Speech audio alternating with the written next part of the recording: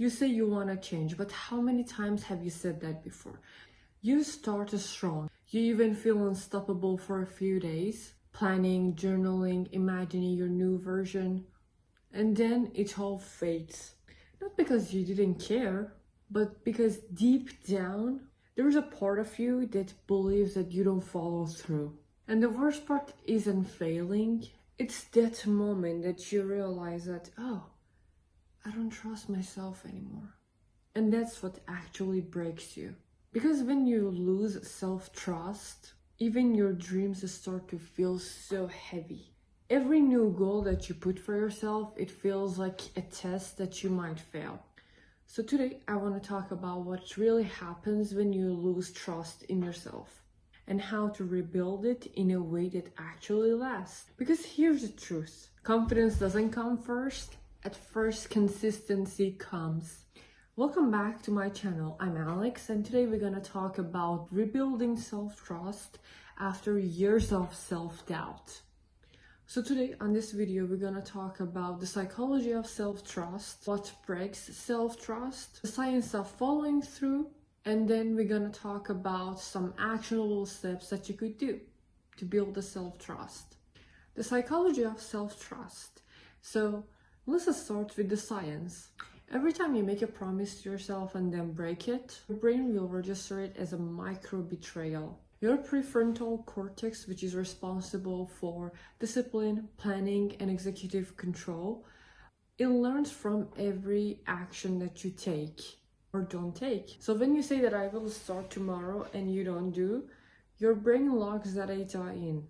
And it starts to actually linking your intentions with your unreliability. So over time, actually, it will rewire your neural pathways, the ones connecting actions with intentions, and weakens the association between your words and behavior. Your brain will stop believing your promises.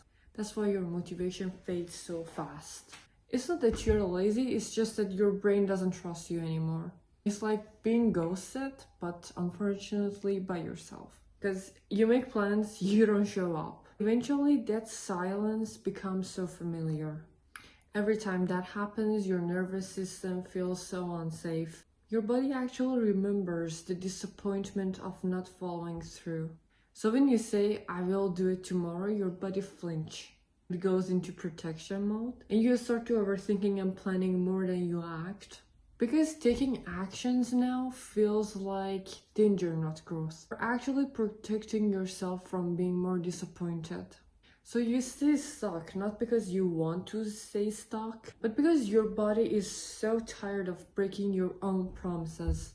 What breaks self-trust?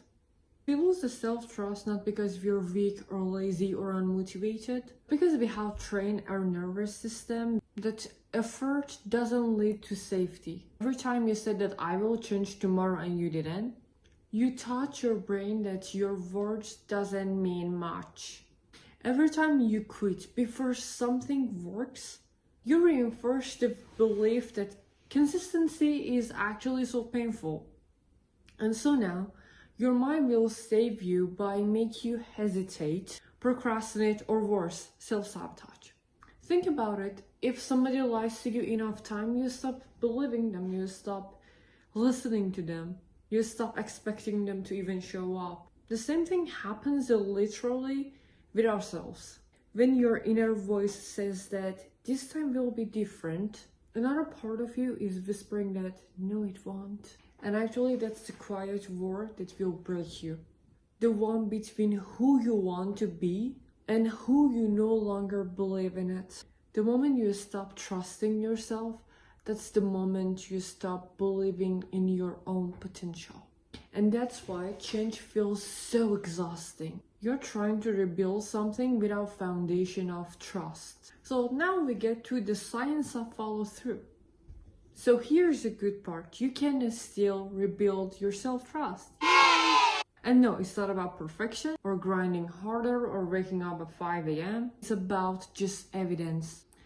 The science of follow-through shows that your brain will build the trust the same way that it was doing that at the first time, through repetition and reward. Your mind doesn't believe what you say, your mind will believe what you do repeatedly. So let's break it down into 5 steps that you could do today to build that bridge again. First, start ridiculously small. Don't aim to change your life. Aim to keep only one promise to yourself daily. Only one. Be it journal for 2 minutes, stretch for 1 minute, drink water after waking up. Your brain doesn't care about the scale. It only cares about the consistency that you have. Start where the success feels too easy. That's the point. Second, create micro evidence loop. Celebrate completion and not perfection. When you check something off, your dopamine gets a hit. That's where your brain is learning that my words equal results. Repeat that often enough that your identity starts to shift from I can't stick to things to I follow through. Third, separate identity from failure. Failure doesn't mean that you're unreliable, no. It just means that you have to update your approach. The most successful people aren't most confident. They're the most forgiving people to their past selves. Fourth, use time anchors. So attach new habits to existing ones. Instead of saying that I will meditate every morning, say that I will brush my teeth and then meditate for 2 minutes. You're linking actions to cues that your brain already trusted, and it's called habit stacking.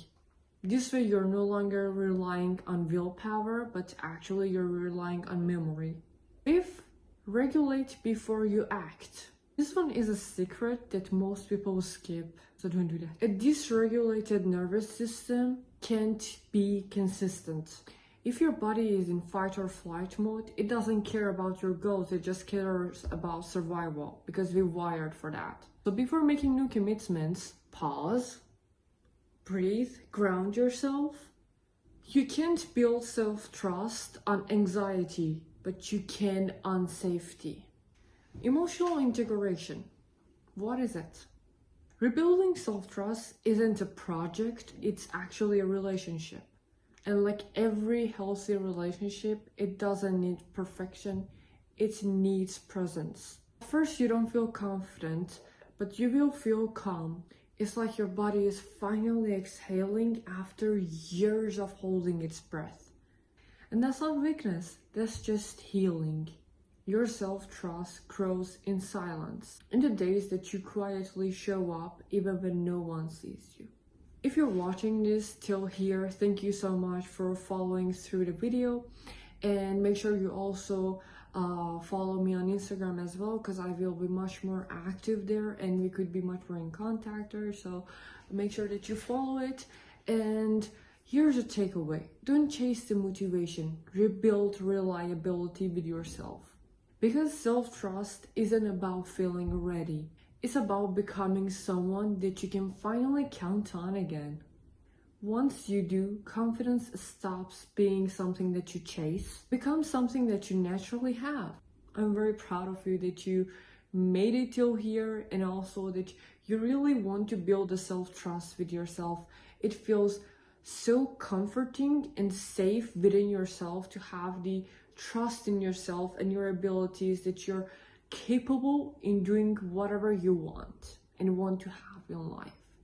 And the best part about this is that you stop waiting and chasing for the proof, because you are the proof. You're the existing, living proof. So tonight, ask yourself, what's one promise that I can make to myself and actually keep it? Just one. And if you like, you can drop it down on the comments and let's see what it would be. Because that's how you build self-trust again, by keeping only one promise at a time. The confidence isn't built by believing in yourself. It's built by witnessing yourself following through for whatever you want. So thank you so much if you made it till the end of the video. I really appreciate you, and I'm so proud of you that you really want to build the self-trust with yourself, and I hope you'll be successful with it.